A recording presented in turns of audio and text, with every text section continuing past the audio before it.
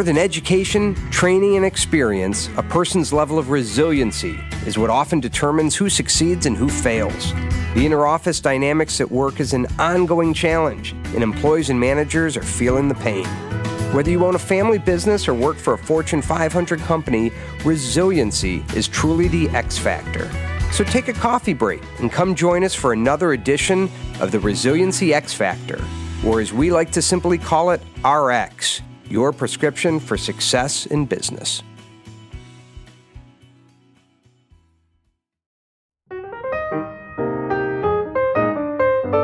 Thank you again for joining us for another edition of the Resiliency X Factor, simply called RX, your prescription for success in business. Today we're going to spend some time talking about that of attitude, which oftentimes we realize is a critical component to ensuring that we are driving resiliency in both ourselves and others. Dr. Keith, when you think about attitude, I'm imagining you would agree with me that that is a critical component to the success of ourselves and others in business. No question about it, Matt.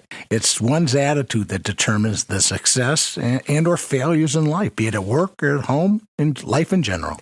I think back to so many stories about unbelievable, heroic ways in which individuals have been able to accomplish things, whether they were prisoners of war and successfully found their way out of those situations or managed through very difficult post-traumatic stress disorder situations. Oftentimes, it was their attitude that was truly the key to their success in being able to see through and visualize through the ability of getting out of what many times people would view as an absolutely impossible situation. But before we even get into attitude, as we always do, let's take one quick step back and create a baseline of what does the science tell us first and foremost? Well, that's a great question. And with the advent of the neuroscience, it's taught us many things. First, humans and other mammals are wired to be empathic. We are wired to be empathic and to connect to other people. We've identified what we call mirror neurons that connects each of us, and we mimic each other's emotional state. Another, our brain is malleable, and it can be rewired. And we're going to talk about that in a few minutes. And the last is we now know that feelings are contagious.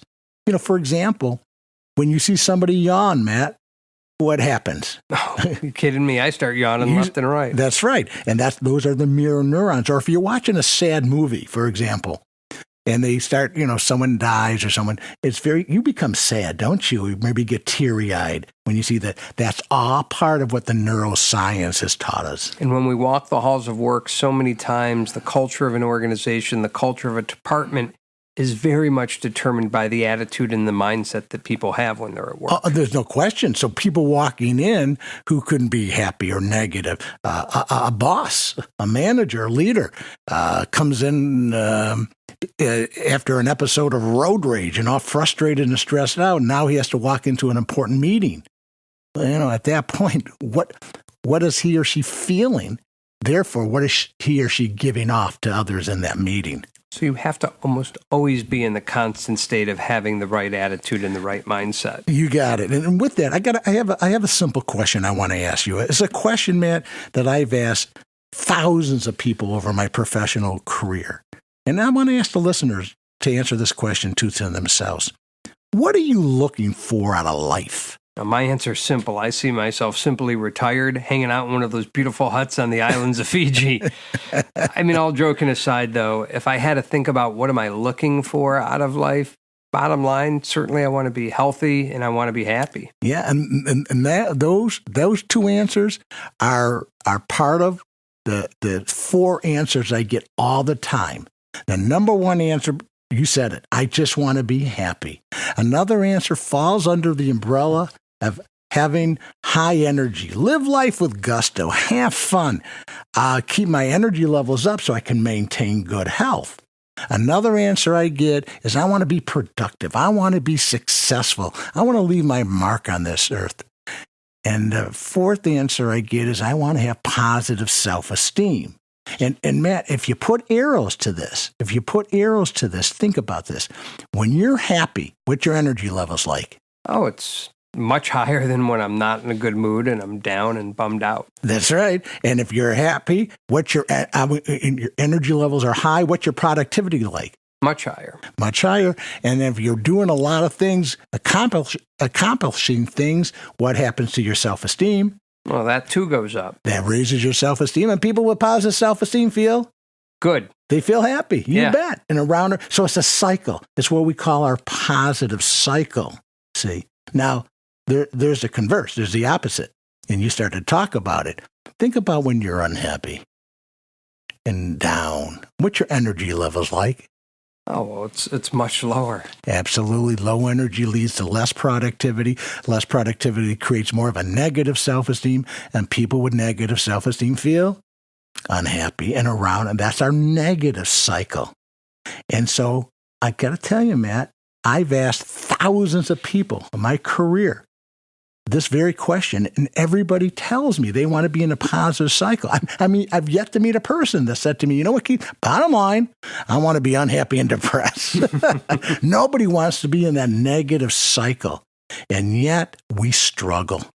Why? Why do we continuously find ourselves in that negative loop? That's a critical question, and that's because there's so many things that throw us into that negative cycle. Just living life and all the stressors throw us into the negative cycle. Relationship problems, health problems, financial problems, going to work and dealing with a peer that you can't stand, or is a difficult person or a difficult customer. All these things throw us in the negative cycle. And on top of it, how are we conditioned in this society of ours when we pick up the newspaper every day reading about the negativity or watching movies that are so negative? We're conditioned, I think, to be, getting stuck in that negative cycle of life where no one wants to be. So what are the different things that really affect our happiness if we had to break it down into the things that are incorporated into that happy cycle? Yeah, well, that's interesting. Some new research has shed some light on, if you looked at three areas, for example, if you look at our lifestyle, which means money and the material things that we want and have, and we look at genetics and we look at attitude, those three, and you had to break them down, Matt. And what percent does each of those areas affect your level of happiness? What would you take a guess if you had to break it down equaling 100%? Gosh, with a wife and 3 kids already, I'm putting money at a minimum of 50%. Yeah. Genetics, I'm going to give it 30. And if I can do my math, I'm going to say attitudes at a 20%. Yeah. Interesting. And that's very common, by the way. That's a common response. But the answer is wrong. And here's what we better understand. When it comes to lifestyle, 10%. 10%. Absolutely. Who's answering that? The millionaires? No. Genetics, 50%. Attitude, 40%. Now, think about that for a moment. I mean, there's not a whole lot we can do with genetics, but relative to our podcast today, it's all about genetics. However, there is something that we can do as it relates to our happiness. And so we can reset our happiness. But I want you to keep something in mind before we take a break, that having that positive attitude that we were talking about adds 7.6 years to your life. In contrast, low blood pressure or low cholesterol adds only 4 years to your life. That's how important one's attitude is. So as we always do, having to think about what are the different techniques that we need to take in order to apply back to those skills, and think about what are the things that we can do with attitude that can ensure that we maintain that attitude and we stay in that positive cycle. So when we come back from break, why don't we take that opportunity to really get under the hood and look about what are the things we can specifically do with regard to that word attitude, and making sure that we're applying it on a day-to-day basis.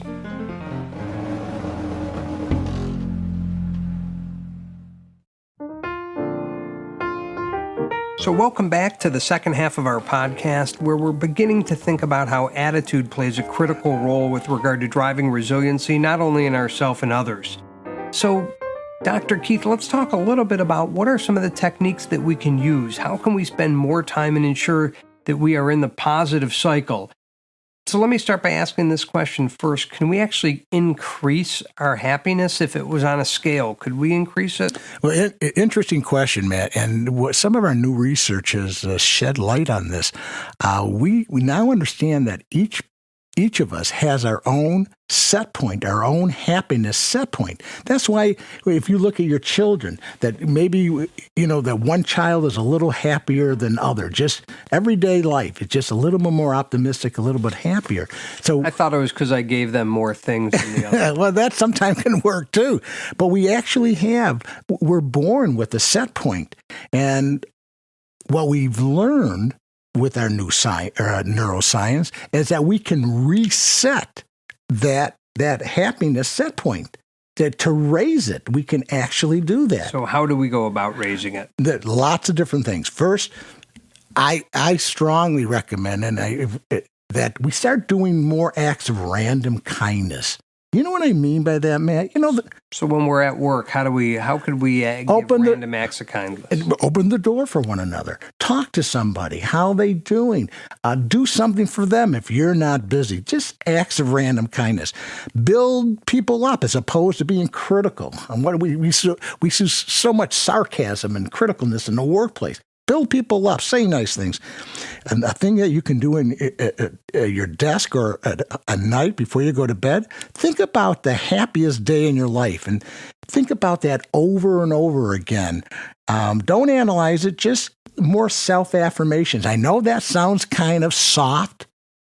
Research is very clear. Self-affirmations actually can rewire the brain. What about, while we can think about those wonderful, happy things that have happened in our life, that's the pinnacle, are there things that we can do just with regard to recapping some of the good things that may have occurred to us on a day-to-day basis? Yeah. When you go to bed at night, think about 3 good things that happened to you that day. Again, this is all part of that rewiring process that I was talking about. And increase your self-compassion. We are so critical of ourselves. We mess up at work. We didn't do something right. And boy, we get down on ourselves and we ruminate over and over. You know what? Think about what you would say to somebody else if they came to you with the very thing that you're critical about yourself. What advice would you give them? And you would probably be extremely compassionate. We need to do that for ourselves. I can understand how important it is to remain in that positive cycle and how the positive attitude contributes to our resiliency and really overall life satisfaction. But I'll tell you what, I recently read something, my stats may be a little off, but something in the nature of we as human beings get over 2,000 negative thoughts a day. So when you're dealing with thousands of negative thoughts, how do you manage through some of that negativity? Yeah, that's the challenging part, and that's the makeup of our attitude, this critical piece right here. And I want to walk you through, and I want to teach our listeners a technique that I have found to be one of the most effective techniques in all my years of clinical practice. It's called reframing. Reframing your stinking thinking. Okay, that's a technique. Yeah, it probably didn't hear that before, but it goes back to what you said. We do experience about 2,000 negative thoughts per day. But before I can get into teaching you that actual technique, I need to go over a little psychology 101. If I know you, Matt, you were probably sleeping in the back of the classroom, or you were, who knows what you were doing, but you weren't in class. I'm awake now. Okay. Here we go. Okay. Let me walk you through that. What we learned in 101 psychology is that we experience a stimulus and then we respond to it. Stimulus response, right? So, for example, Matt, see my fist clenching right here? I'm coming over there. I'm going to bop you in the nose, okay? This is a stimulus. I'm going to hit you in the nose. Pow, I just hit you in the nose. What are you going to do? Cry. Yeah, be macho with me, Matt. What would you do? I'm going to take my one swing back. That's right. You're going to hit me back. Stimulus response. But that's not what really goes on, Matt.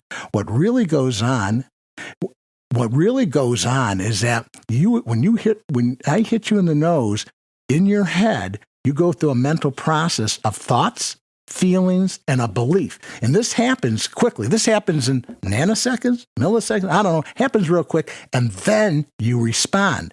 So if your brain can talk out loud, and I can do this in slow motion, here it comes. Here comes my fist into your nose. Whoa, it just hit you in the nose. You thought, hey, this guy just hit me in the nose. Oh, that's painful. That hurts. Belief. He has no right hitting me. I'm going to hit him back. And pow, you respond and hit me back. So it's not stimulus response. It's stimulus. You go through this mental process. But how does that then connect to reframing and back to everything we talked about, which is attitude? Hang on. Let me. That's a good question. Let me pull this all together, because now I'm going to punch you in the nose again. But this time, I happen to be the heavyweight champ of the world. What are you going to do now? When you wake up, that is. Sue you? 1-800, call your lawyer, right? Yeah. Or one more time, Matt, I pop you in the nose. But now I'm a little 4-year-old little boy. What are you going to do now? Yeah, certainly not take the more aggressive approach like we were talking about before. You betcha. So think about this. I punched you in your nose 3 times, and your response changed each time. So if you look at it in terms of, well, you tell me, we're going back to thoughts, feelings, and belief, what changed in your mind? The way you what?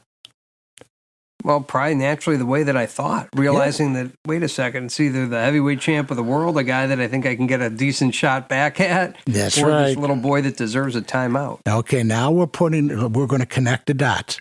See, in life, we experience all kinds of situations or stimuli, right?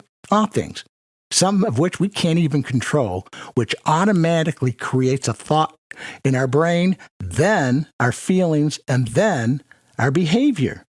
You know, for example, if I tell you a joke, that's a situation. You think it's funny. You feel happy. You begin to laugh. Conversely, you're watching a television program and a dog gets killed. You have thoughts about your pet dog, Muffy, who died last month. You feel sad. You begin to cry. With me? Got it? Okay, now here's the connection. By looking at that model, what is it that we control? We have total control over at all times. Our thoughts. Yeah, you got it. It's the way you think about the situation in your life. And this is now the reframing. Because what happens is, going back to what you said, we have 2,000 negative thoughts a day. We have all the stinking thinking, which then creates all this negative feelings, which in terms, we have negative responses or negative behaviors. So the ability to reframing is the ability to look at a situation differently, challenge it, and replace it with a more neutral or benign type of thought. It's not positive thinking. So take me to a reframing example somebody could use in the workplace. Sure. You just walked in to your boss's office. He or she reprimanded you, yelled at you for something you did wrong, inappropriately. You're feeling what at that moment? Frustrated, angry. You bet. Now, what's the thought that's creating that feeling? That I could potentially lose my job. Yeah, he or she's a jerk. I can't believe they just did this to me. All the stinking thinking, right? Yep. How can you reframe that? Okay. I could look at something we've talked about before as feedback being a gift. And I could say, you know what? I'm glad I got this feedback, and I'm glad I understand what I need to do differently. So when I get to the next project, I'm able to be more effective and meet the expectations sooner rather than hearing about it further down the line. You got it, Matt. The bottom line is this. We're all going to be punched in the nose of life, be it relationships, work hassles and problems, divorce, money problems, health problems. What are you going to do about it? Remain stuck in that negative cycle, or begin to reframe the terrible things and the unfortunate things that happen in your life? So the reframe, in a way, oftentimes unlocks the key to having a good attitude in the workplace. You got it. Right on. Yeah, let me take another minute here and share with you a story that I once read about a fisherman who was at a small coastal village. An American happened to see him, and he comes in with a boat full of fish, and an American said, "How long did it take you to catch him?" He said, "A little while." He says, "What do you do with the rest of your time?" "Well, I sleep in, I fish a little, I play with my children, I take a walk with my wife every day." And then the American said, "Hey, I'm a businessman. I tell you what, if you stayed out there longer, you can catch more fish. And with more fish, you can have another boat, and another boat, and you can have an expanding enterprise." And the fisherman then said, "Well, how long would that take?" He said, "About 15 to 20 years. He goes, "Really?" Then he said, "Then what?" He said, "You'll make millions. You can run an expanding enterprise." And the fisherman said, "Then what?" And the American said, "Then you can retire and move to a small coastal fishing village where you can sleep late, fish a little, play with your kids, and take a walk with your wife."